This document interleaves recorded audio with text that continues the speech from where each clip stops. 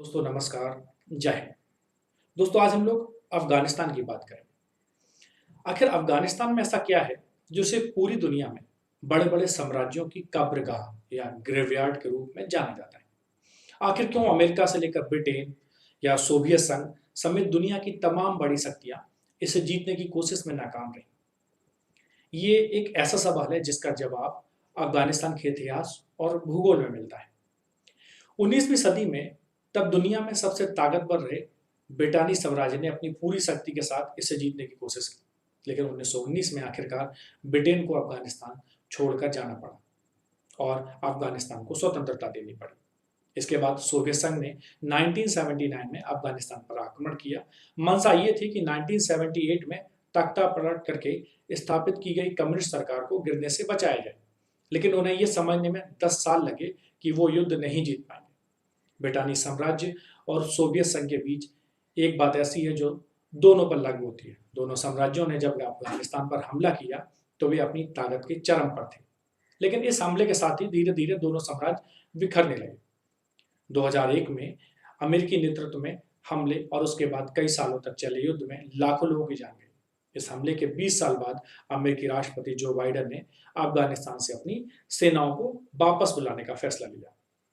एक विवादास्पद फैसला था जिसकी दुनिया भर में कड़ी आलोचना की गई। इस एक फैसले की वजह से अफगानिस्तान की राजधानी काबुल पर इतनी तेजी से तालिबान का कब्जा हो गया है।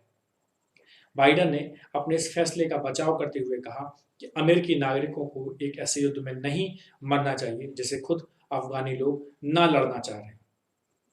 साम्राज्यों की कब्रगाह के रूप में अफगानिस्तान की ख्याति को याद करते हुए बाइडेन ने कहा, चाहे जितनी भी सैन्य शक्ति लगा दें, एक स्थिर, एकजुट और सुरक्षित अफगानिस्तान हासिल करना लगभग असंभव है। हालिया सदियों में अफगानिस्तान को नियंत्रित करने की कोशिश करने वाली दुनिया की सबसे ताकतवर सेनाओं के लिए अफगानिस्तान एक कब्रगाह जैसा ही साबित हुआ है। शुरुआत में इन सेनाओं को थोड़ी सफलता भले ही मिली हो, लेकिन आखिरकार उन्हें अफगानिस्तान छोड़कर जाना ही पड़ा, या कह सकते हो आप उन्हें भागना ही पड़ा। अफगानिस्तान के इतिहास पर अफगानिस्तान साम्राज्यों की कब्रगाह नाम की किताब लिखने वाले डिफेंस और फॉरेन पॉलिसी एनालिस्ट डेविड इसबी, उन्होंने भी ऐसा बताया है कि ऐसा नहीं है कि अफगानिस्तान काफी शक्तिशाली है, बल्कि अफगानिस्तान में जो कुछ हुआ है वो आक्रमणकारी ताकतों की गलतियों की वजह से हुआ। आइए समझते हैं ये बड़ी बड़ी शक्तियां आखिर वहां जाके क्यों पस्त पड़ गई, क्यों हार गई। निष्पक्षता के साथ देखा जाए तो अफगानिस्तान एक कठिन जगह है, एक जटिल देश है जहां आधारभूत ढांचा काफी खराब है, विकास काफी सीमित है और चारों ओर से ये जमीन से घिरा हुआ है। इसके चारों तरफ बड़ी बड़ी पहाड़ियां हैं। लेकिन सोवियत संघ, ब्रिटेन या अमेरिका, किसी भी साम्राज्य ने अफगानिस्तान को लेकर लचीलापन नहीं दिखाया। वे अपने ढंग से चलना चाहते थे और उन्हें चलना भी पड़ा, लेकिन वे कभी अफगानिस्तान की जटिलता समझ नहीं पाए। अक्सर कहा जाता है कि अफगानिस्तान को जीतना असंभव है। ये एक गलत बयान है। ईरानियों, मंगोलों और सिकंदर ने भी अफगानिस्तान को जीता था, लेकिन ये तय है कि एक ऐसा दुस्साहस है जिसकी एक कीमत चुकानी पड़ती है, और इससे पहले काबुल पर हमला करने वाले पिछले 3 साम्राज्य अपने प्रयास में बुरी तरह विफल रहे। आइए समझते हैं ब्रिटेन ने अफगानिस्तान पर कैसे आक्रमण किए थे। ब्रिटानी साम्राज्य ने अफगानिस्तान पर 3 आक्रमण किए थे। 19वीं सदी में ज्यादातर समय के लिए अफगानिस्तान ब्रिटानी और रूसी साम्राज्यों के बीच मध्य एशिया को नियंत्रित करने की रस्साकसी में प्रमुख मंच था। कई दशकों तक रूस और ब्रिटेन के बीच राजनयिक और राजनीतिक संघर्ष जारी रहा, जिसमें अधिकतर ब्रिटेन की जीत हुई, लेकिन ब्रिटेन को इसकी भारी कीमत चुकानी पड़ी। ब्रिटेन ने 1839 से 1919 के बीच 3 बार अफगानिस्तान पर हमला किया, और यह कहा जा सकता है कि तीनों बार ब्रिटेन फेल हुआ। पहले एंग्लो अफगान युद्ध में ब्रिटेन ने 1839 में काबुल पर कब्जा कर लिया, क्योंकि ब्रिटेन को लग रहा था कि अगर उसने ये कदम नहीं उठाया तो उससे पहले रूस काबुल पर कब्जा जमा लेगा। इसके चलते ब्रिटेन को ऐतिहासिक हार का सामना करना पड़ा। कुछ जनजातियों ने बेहद समान हथियारों से दुनिया के सबसे ताकतवर मुल्क की सेना को बर्बाद कर दिया। 3 साल के आक्रमण के बाद अफगानिस्तान ने आखिरकार हमलावर सेना को भागने के लिए मजबूर कर दिया। बात करते हैं साल 1842 की।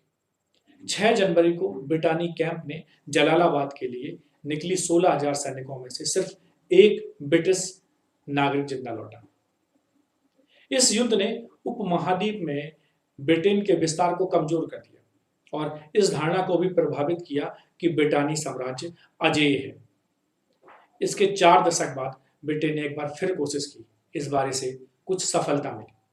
साल 1878 से 1880 के बीच हुए दूसरे एंग्लो अफगान युद्ध में अफगानिस्तान ब्रिटानी संरक्षित राज्य बन गया, लेकिन ब्रिटेन को काबुल में एक रेजिडेंट मिनिस्टर रखने की अपनी नीति को त्यागना पड़ा। इसकी जगह ब्रिटानी साम्राज्य ने एक नए अफगान और अमीर को चुनकर देश में अपनी सेनाओं को वापस बुला लिया। लेकिन साल 1919 में जब इस नए अमीर ने खुद को ब्रिटेन से आजाद घोषित कर दिया, तब तीसरा एंग्लो अफगान युद्ध हुआ। यह वो समय था जब एक और बोल्शेविक क्रांति ने रूसी खतरे को कम कर दिया और प्रथम विश्व युद्ध ने ब्रिटानी सैन्य खर्चे को बहुत ज्यादा बढ़ा दिया। ऐसे में ब्रिटानी साम्राज्य में अफगानिस्तान के प्रति रुचि कम होती गई। इसी वजह से 4 महीनों तक चली जंग के बाद ब्रिटेन ने आखिरकार अफगानिस्तान को स्वतंत्र घोषित कर दिया। हालांकि ब्रिटेन आधिकारिक रूप से अफगानिस्तान में मौजूद नहीं था, लेकिन ऐसा माना जाता है कि उन्होंने कई सालों तक अपना प्रभाव वहां बनाए रखा। अब बात करते हैं सोवियत संघ। साल 1920 के दौरान अमीर अमानुल्लाह खान ने देश को सुधारने की कोशिश की। इसमें महिलाओं के बुर्का पहनने की प्रथा को खत्म करना भी शामिल था। इन सुधारवादी प्रयासों ने कुछ जनजातियों और धार्मिक नेताओं को नाराज कर दिया, जिसमें एक गृह युद्ध की शुरुआत हो गई। अब इस संघर्ष की वजह से अफगानिस्तान में कई दशकों तक हालात तनावपूर्ण रहे और 1979 में सोवियत संघ ने अफगानिस्तान पर आक्रमण कर दिया ताकि एक बुरी तरह असंगठित कम्युनिस्ट सरकार को सत्ता में बनाए रखा जा सके। और कई मुजाहिदीन संगठनों ने सोवियत संघ का विरोध करते हुए उनके खिलाफ जंग छेड़ दी। इस जंग में मुजाहिदीनों ने अमेरिका, पाकिस्तान, चीन, ईरान और सऊदी अरब से पैसा और हथियार लिए। रूस ने जमीनी और हवाई हमले किए ताकि उन इलाकों के गांव और फसलों को नष्ट किया जा सके जिन्हें वे समस्या की जगह मानते थे। इसी वजह से स्थानीय आबादी अपने घर छोड़ने या मरने के लिए विवश हुई। इस आक्रमण में बेहद बड़े स्तर पर खून खराब हुआ। इस युद्ध में लगभग 15 लाख लोगों की जान भी गई और लगभग 50 लाख लोग शरणार्थी बन गए। एक समय में सोवियत संघ की फौज बड़े शहरों और कस्बों को अपने नियंत्रण में करने में सफल हो गई, लेकिन ग्रामीण इलाकों में मुजाहिदीन अपेक्षाकृत रूप से ज्यादा घूम रहे थे। सोवियत संघ की सेना ने कई तरीकों से चरमपंथियों को खत्म करने की कोशिश की, लेकिन गोरिल्ला सैनिक अवसर ऐसे हमलों से बच जाते थे। इस युद्ध में पूरा देश तबाह हो गया। इसी समय तत्कालीन सोवियत नेता मिखाइल गोर्बाचेव को एहसास हुआ कि रूसी अर्थव्यवस्था को बदलने की कोशिश करते हुए अब यह युद्ध जारी नहीं रख पाएंगे और 1988 में अपने सैनिकों को वापस बुलाने का उन्होंने फैसला कर लिया। इस वापसी से सोवियत संघ की छवि कभी उभर नहीं पाई। सोवियत संघ के लिए अफगानिस्तान वियतनाम युद्ध बन गया। ये एक बेहद खर्चीला और शर्मनाक युद्ध था जिसमें सोवियत संघ अपनी पूरी ताकत लगाने के बावजूद स्थानीय गोरिल्ला लड़ाकों से हार गया। सोवियत संघ ने अफगानिस्तान में वैध सत्ता का दावा किया, ठीक ऐसे समय जब सोवियत प्रणाली में उनकी सरकार और उनकी सेना में गंभीर और मौलिक अंतर्विरोध थे। यह सोवियत संघ की सबसे बड़ी गलतियों में से एक था। इसके बाद सोवियत संघ का विघटन हो गया। अफगानिस्तान में ब्रिटेन और सोवियत संघ के असफल प्रयासों के बाद अमेरिका ने 9/11 हमले के बाद अफगानिस्तान में लोकतंत्र का समर्थन करने और अल कायदा को खत्म करने के लिए अफगानिस्तान पर हमला किया। इससे पहले 2 साम्राज्यों की तरह अमेरिका भी जल्द ही काबुल जीतने और तालिबान को आत्मसमर्पण के लिए मजबूर करने में सफल रहा। 3 साल बाद अफगान सरकार अस्तित्व में आई, लेकिन तालिबान के हमले जारी रहे। पूर्व राष्ट्रपति बराक ओबामा ने 2009 में सैन्य टुकड़ियों की संख्या में बढ़ोतरी की, जिससे तालिबान पीछे हटा, लेकिन ऐसा ज्यादा दिनों के लिए नहीं हुआ। 2001 में युद्ध की शुरुआत के बाद 2014 में सबसे ज्यादा खून खराबा देखा गया। नेता जो नेटो सेनाएं थी, उन्होंने अपना मिशन पूरा करके जिम्मेदारी अफगान सेना पर सौंप दी, जिसकी वजह से तालिबान ने ज्यादा इलाकों पर कब्जा कर लिया। इसके अगले साल लगातार आत्मघाती बम धमाके किए गए, जिसमें काबुल की संसद और हवाई अड्डे के नजदीक किया गया धमाका भी शामिल है। मेरे मुताबिक अमेरिकी हमले में कई चीजें गलत ढंग से की गई। जैसे सैन्य और राजनीतिक प्रयासों के बावजूद कई समस्याओं में से एक समस्या ये थी कि अमेरिका और अंतर्राष्ट्रीय समुदाय पाकिस्तान को छद्म युद्ध छेड़ने से रोक नहीं पाया, जिसने अपनी सफलता भी साबित की। अमेरिका का युद्ध भी ज्यादा खर्चीला युद्ध था। हालांकि सोवियत संघ के युद्ध में ज्यादा खून खराबा हुआ, लेकिन अमेरिकी आक्रमण ज्यादा खर्चीला साबित हुआ। सोवियत संघ ने जहां अफगानिस्तान में प्रतिवर्ष लगभग 2 अरब अमेरिकी डॉलर खर्च किए, वहीं अमेरिका ने लगभग 2010 और 2012 के बीच युद्ध की लागत प्रतिवर्ष लगभग 100 अरब अमेरिकी डॉलर हो गई थी।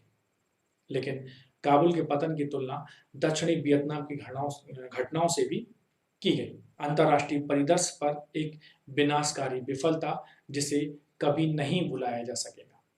अमेरिकी सैनिकों की वापसी के बाद तालिबानी कब्जे से अफगानिस्तान में एक मानवीय संकट पैदा हुआ है, जिसके चलते हजारों लाखों लोग बेघर हो गए। अगर मध्यम अवधि में यह देखना आवश्यक होगा कि क्या तालिबान शासन को अंतर्राष्ट्रीय समुदाय में मंजूरी मिलेगी, मुझे इस मामले में काफी वैसे संदेह लगता है। यदि विश्व बिरादरी के लिए तालिबान से निपटना असंभव हो जाता है, तो यह देखना अहम होगा कि क्या कोई अन्य शक्ति दुनिया में साम्राज्यों की कब्रगाह माने जाने वाले अफगानिस्तान पर आक्रमण करने का जोखिम उठाती है, जो बहुत इंपॉर्टेंट होगा। तो उम्मीद करता हूं दोस्तों आपको समझ में आया होगा कि अफगानिस्तान को बड़े बड़े साम्राज्यों का कब्रगाह क्यों कहते हैं। उम्मीद करता हूँ ये वीडियो अगर आपको पसंद आया तो इसे शेयर करना और चैनल को सब्सक्राइब करना ना भूलें। जय हिंद।